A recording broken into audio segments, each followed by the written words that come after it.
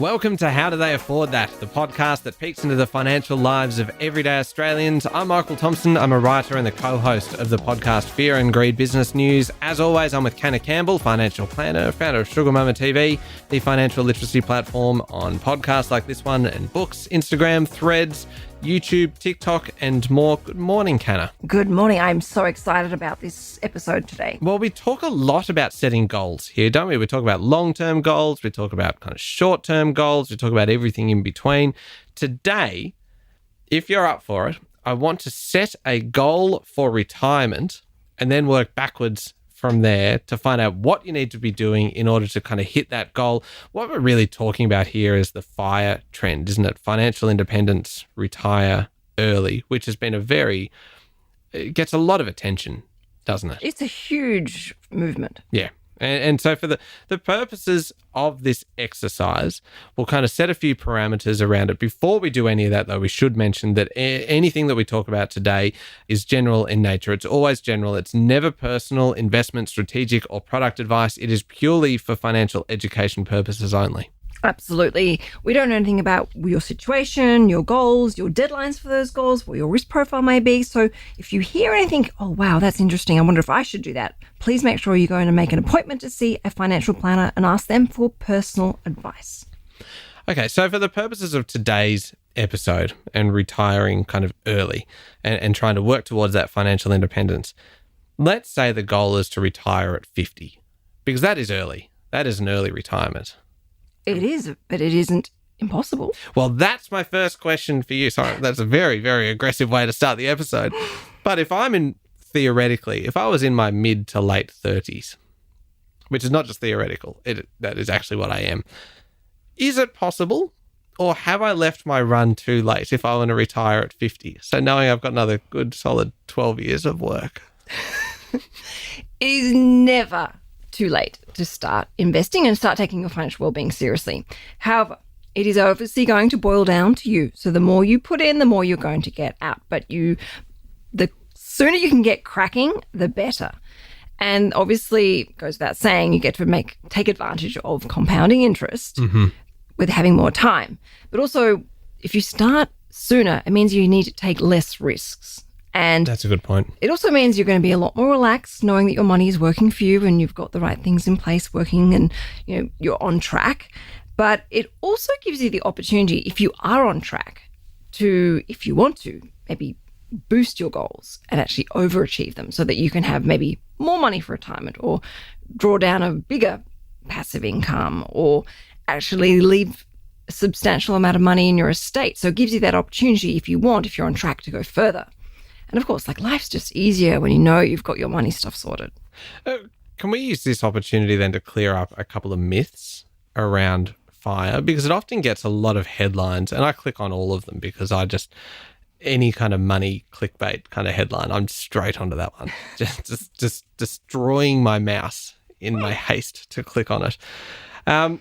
It often gets those headlines by talking about people working, say, 3 jobs, saving every cent, not having a life, kind of eating the same meal every day, not ever going out, not ever really seeing their friends, getting their reputation as being the frugal one or the boring one because all they want to do is work and save their money. And put all their money into a savings account kind of thing, which always seems to be what comes up in these articles. And I can see you're shaking your head. You literally rolled your eyes just then when I said that, because this is not what FIRE is about, is it? No. Okay, so maybe let's go back to the basics. So FIRE stands for Financial Independence, Retire Early. It's very wide-ranging and it really boils down to your personal situation and your values and your goals. But in essence, it's about, I guess, shunning conventional, traditional, life evolution of, getting a job and then working to age 65, working your backside off and then, living off whatever you've managed to accumulate at some point. This is about saying, no, I want life. There's more to life than this. I want more freedom and I want it sooner. And doing things differently, getting your money to work more efficiently and just being smarter and having a go at, I guess, breaking the mold.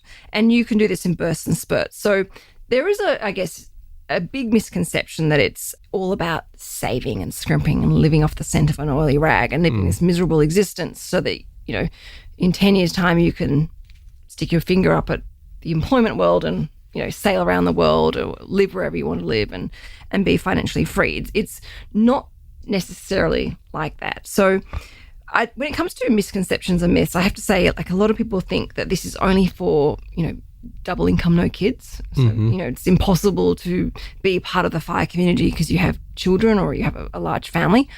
I think that's incorrect. I would say that I'm part of the FIRE community and I have 3 children.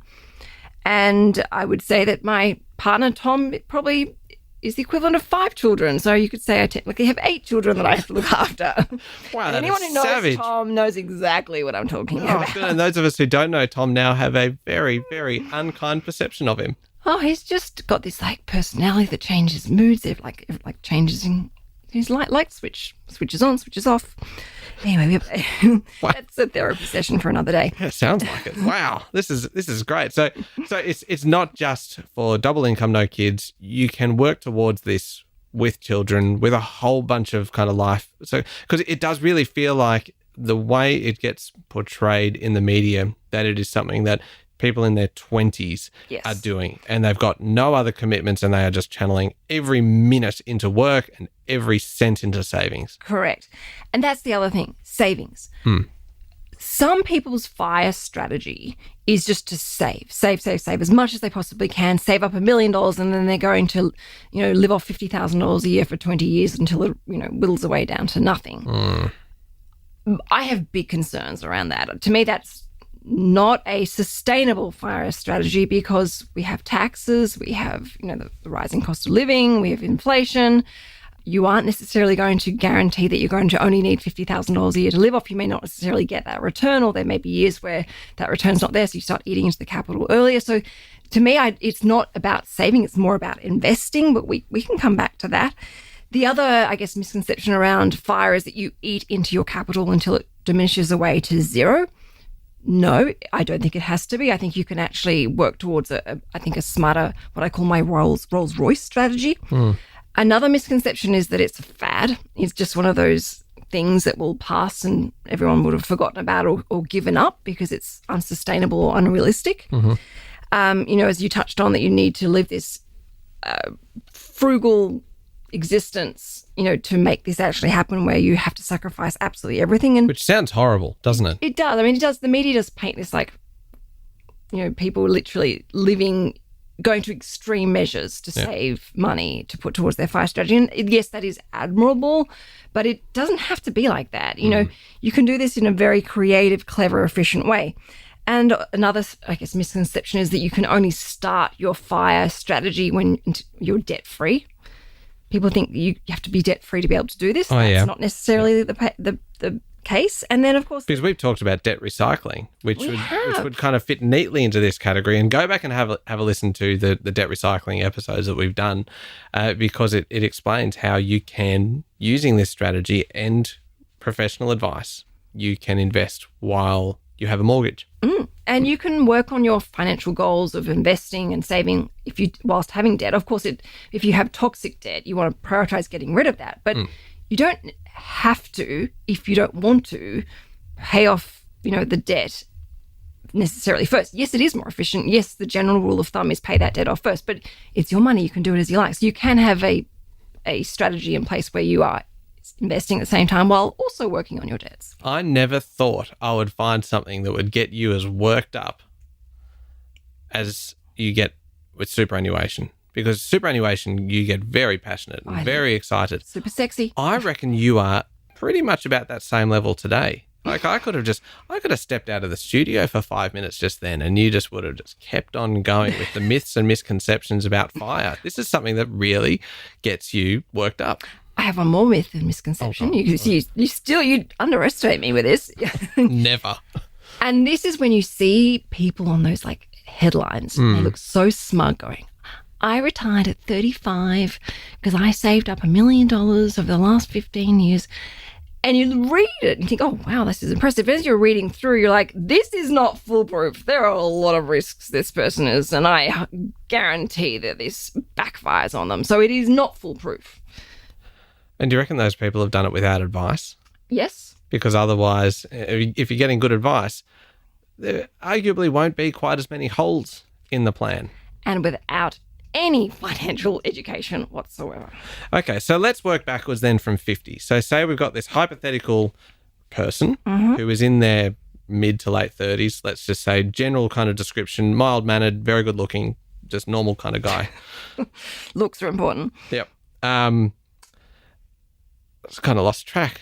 I was just kind of too busy describing myself. Sorry.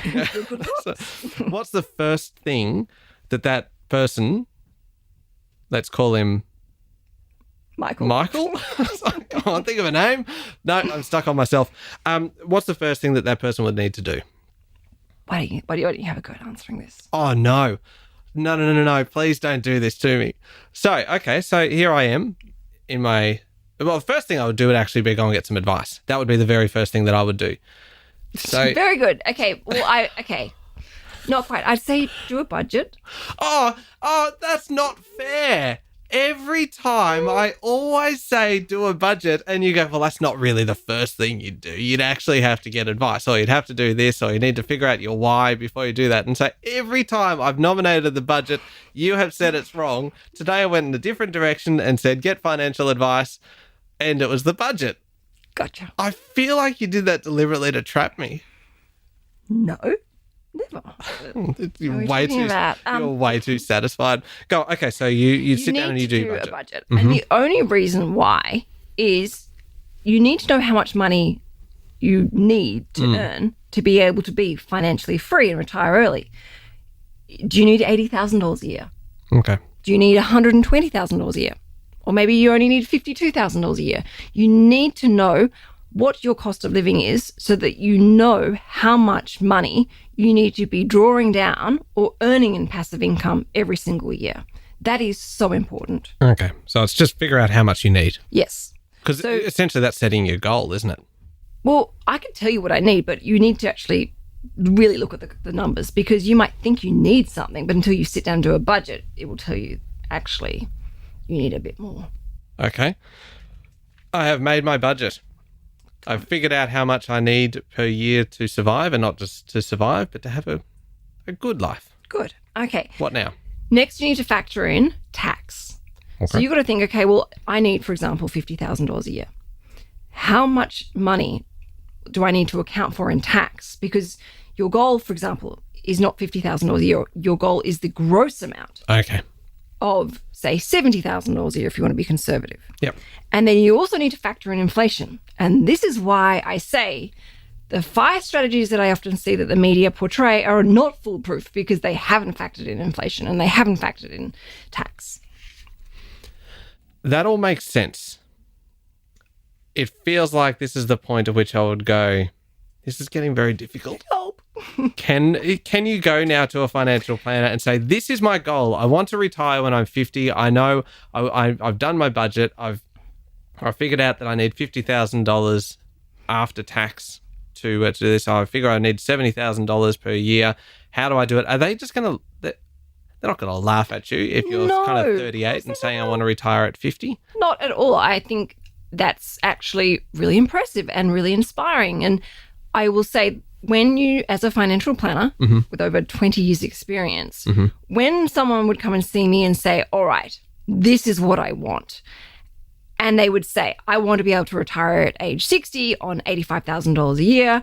I want to make sure that I can afford at least one international holiday a year. I want to be able to pay for my daughter's wedding coming up. Like, when the more details they gave me about what they wanted, the better my advice is back to them. Okay. And it actually makes life so much easier. And I am sure every single financial planner who does listen to this channel, this podcast channel. Yes, sorry, I've got all the different names. You really derailed yourself there, didn't you? I was actually just watching you just then, and you just kind of I was like, is this a to a halt, or is this it's a show, or it's a podcast? Podcast, it's an episode, or is this an account? See, I can feels see why I derailed myself. We are getting into the weeds here. I know. All right, back on track, Hannah. So, yes, the more information you can have that you can give a financial planner, the better. No, if someone laughs at you, that's not the financial planner for you. But you can still keep going with this on your own before you make that appointment. The next thing I would say to you, so if you were Michael and you are seeing Canna Financial Planner, what I would say to you is, okay, great, we know quite a bit about you. I've got some ideas for you, but let me know which one sounds best to you. Option A is to eat into the capital of your money and watch it erode away down to zero by taking $70,000 a year. Are you happy to have that? That doesn't sound good. Even the language that you're using, just watch it erode. It feels like it's a little bit kind of a loaded question. But some people in the FIRE community prefer that because they don't want anything left because that they're going to pass away before that eventual time, ideally. Option B is to, my Rolls-Royce strategy is actually to produce an investment portfolio that pays you a passive income of $75,000 a year so that you never touch the capital. You can just live off that income year after year and that money is reasonably safe. Yep. Okay. Calling it a Rolls-Royce strategy kind of implies that it's a good one. Yep. Well, it does mean that you'll have to work a little bit harder potentially and a bit more effort in, but that's okay. It's doable. Okay. I can show you efficient ways. Or option C is a balance between the two where, yes, you are living off the income, but slowly, very, very slowly over time, say over a 25, 35, 45 year period, you start eating into that capital. And there may be some capital left, at age 105. Yeah. So, which means you don't necessarily need to take as many risks or work necessarily as hard. So this is where, those fine details are really helpful to help you work out what you need to be doing today to help make sure that FIRE goal happens and happens on your terms. Okay. We will take a quick break and then come back and look at what next, because it feels like then you've kind of set your goals, you've figured out kind of where you want to get to, and the next question is, how do you do it?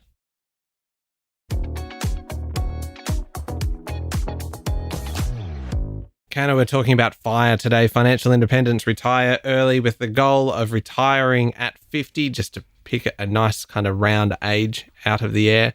We've talked about kind of why people like to do this. We've talked about the myths and misconceptions, and we have talked about kind of the things that you need to do in order to figure out what the goal is here.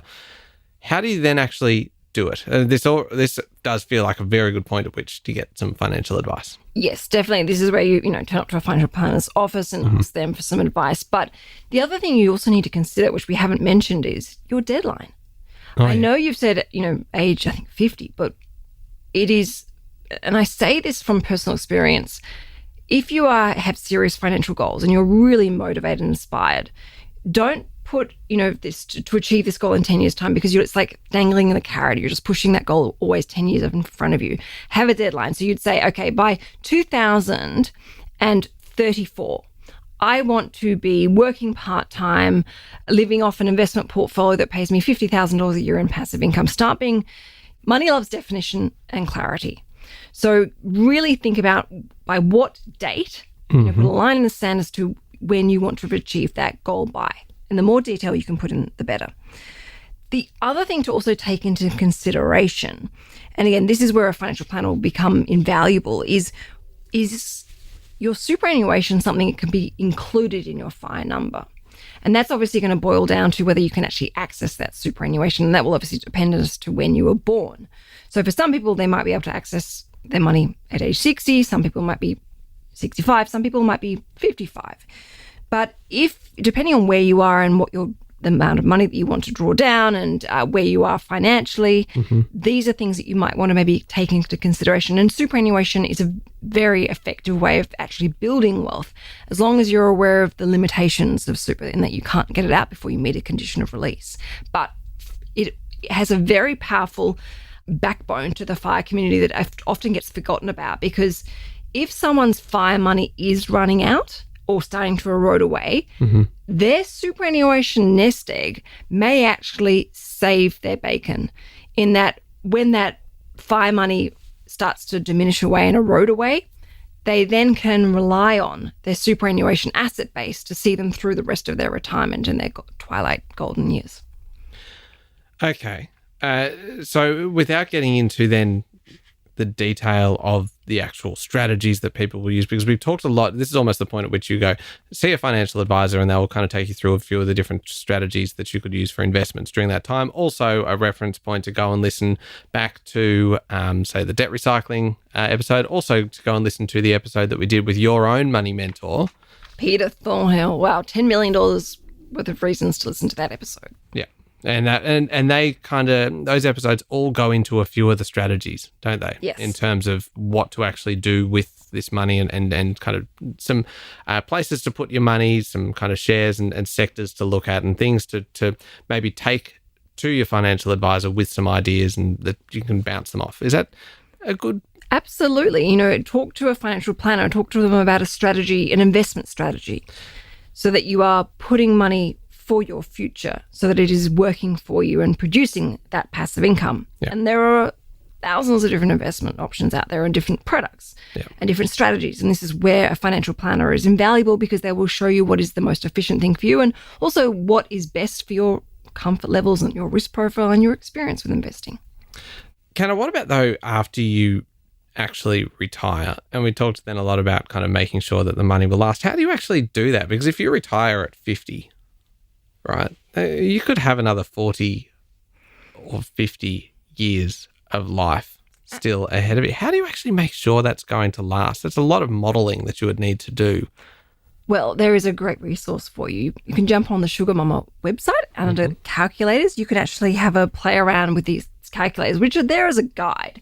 But you can actually plug in different numbers and different returns and actually see how long your money will last. And this is why it's so important to go get advice from a financial planner and look at those different options, because, and this is a classic example. I'm preparing for a keynote event coming up in a couple of weeks. And as we all know, most of us are getting some tax cuts, which start, for the new financial year. And in fact, the average Australian is going to be better off by $180 per month with these new tax cuts. So you could potentially use some of these tax cuts to your advantage. But I was playing around with some numbers and saying, well, what, if you were to start doing something with those tax cuts, plus, look at something like a salary sacrificing strategy. And what I looked at was someone who is in their 40s earning, $90,000 a year, and say that they had about $160,000 in super. And I used a rough return of around 7.5% as a net return. And what I looked at is a combination of making an after-tax contribution of around $550 per month and looking at a salary sacrificing strategy of around about $800 per month. Now, the difference in the outcome of when they go to retire, and this is not at age 50, this is actually, a 25-year time horizon here. So, for someone who's in their 30s, this is actually something they could look at age 55, or someone who's 40 would look at 65. But my point is, whilst this is a fairly committed strategy, the difference between doing something versus nothing at all was over $670,000 at retirement. Now, this is the big figure here, the most important factor. It's the longevity and sustainability of that money. Wow. Because $1.17 million, or call it $1.18 million in superannuation when you go to retire, if you're drawing down at the same income that you take of $90,000 a year, I'm probably losing Michael. No, I'm focusing. I close my eyes sometimes to focus. It might look like I'm going to sleep, but I'm actually just paying really, really, really close attention. Okay, so this is important. If you do nothing at all, that let's call it $1.2 million in super, that will only last you 22 years if you're drawing it down at the same level of what you currently earn. However, if you did put in place a salary sacrificing strategy and an after-tax contribution strategy, and you end up with that extra $670,000, that money will actually last you in excess of 48 years. Wow. Yeah, so you have more than huge. doubled you could call it the life expectancy of your FIRE strategy. That is amazing. And it just shows the importance of taking some action early. Yes, sooner rather than later. And getting advice. And for anyone who's listening going, well, Canna, where am I going to find $550 per month to do this? Well, the first thing is obviously we've got this tax cuts coming. And, what I'm talking about is just an idea. But start with something rather than doing nothing at all. If you can only afford, because you're on a budget, to do $10 a week. Start with 10 and then slowly and steadily build it up from there. And I'm not saying super, I'm saying something. Yeah. Whether it be a savings strategy, whether it be an investing strategy, whether it be a superannuation contribution strategy. Start, and then as you get pay rises and promotions, you can bump it up. As you get more tax cuts, bump it up. As you go through the natural evolution of life, like you can build it up from there. And you create a very powerful and important habit system, and you are making life so much easier for yourself, and your future self will never regret what you do. This is quite inspiring. Thank you.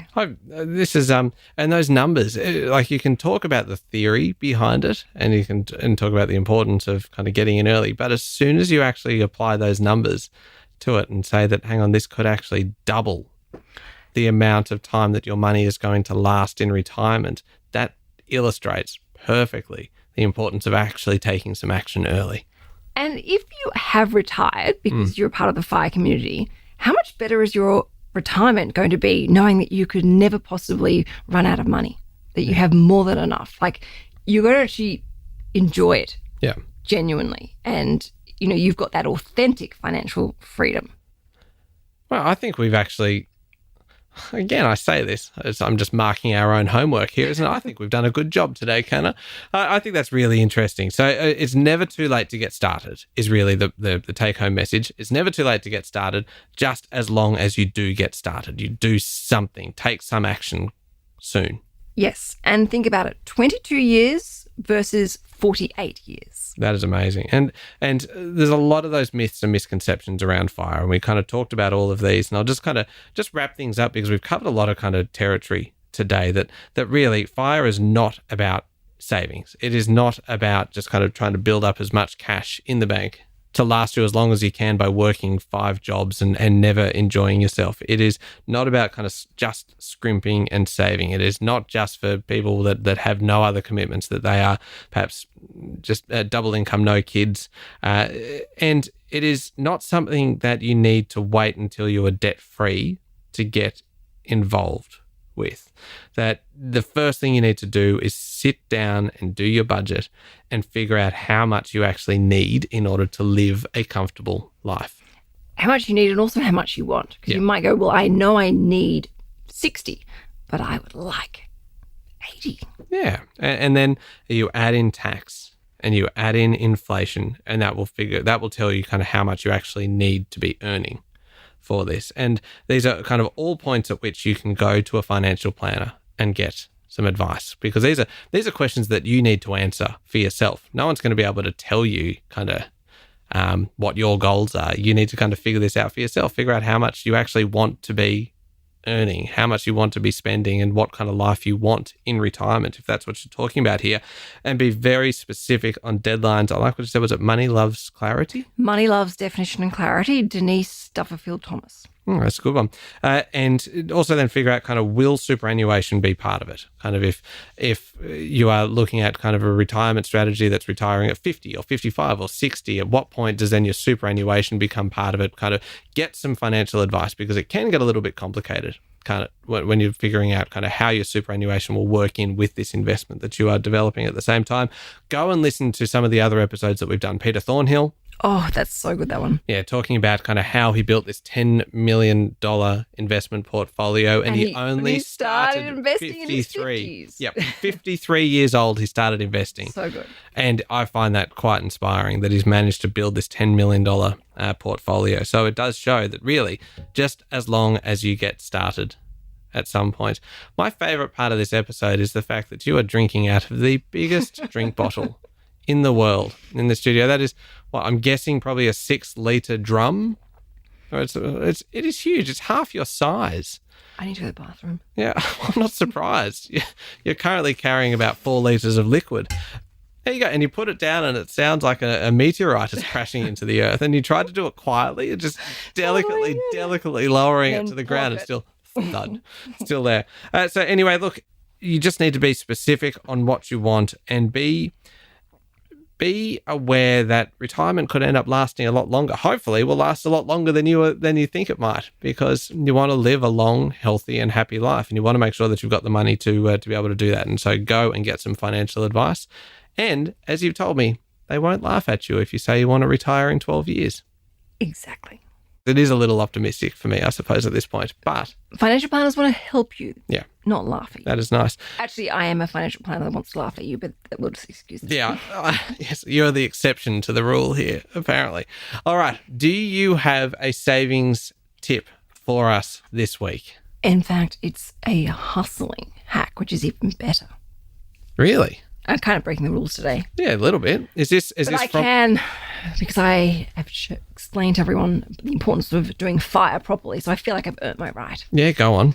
So this is from Jodie Rayner, and her side hustle is called iPropel. I'm assuming this is like an affiliate marketing type of side hustle, but she gets $25 up front every time someone signs up to Sumo Energy using her code. And she gets from them $25 every 6 months. And it's become quite a profitable side hustle for her and doesn't actually require much time. And so how does that kind of work? It means that if you are kind of encouraging your friends and family to sign up for things. It's like a referral code. Okay. But it must have like an affiliate linking background to it. But if you use her code that she gives you, she gets $25 every time, and then another $25 every 6 months. iPropel. And that kind of thing happens quite a bit, doesn't it? It's worth checking out again on the website for these companies. I know my sister was telling me that because I was talking about changing to a new internet provider, and she goes, "Hey, if you go with the one I'm at, you get $50 up front, I get $50 up front, and everybody's happy." Oh, wow. You know, the Iconic also do this. If you shop from the Iconic, when you finish checking out, they go, "Here's a $20 discount code that you can share with your friends so they can get $20 off their next purchase." Oh, and I think they match it because I've randomly found a $20 credit note in my Iconic account. it feels so generous, doesn't it? That's a good little savings hack. I just doubled it. Yeah, that's very good. Yeah. And look, keep the savings hacks coming. Send them to me, preferably by me. Instagram. Me. Go to Michael Sugar Thompson. Mama TV.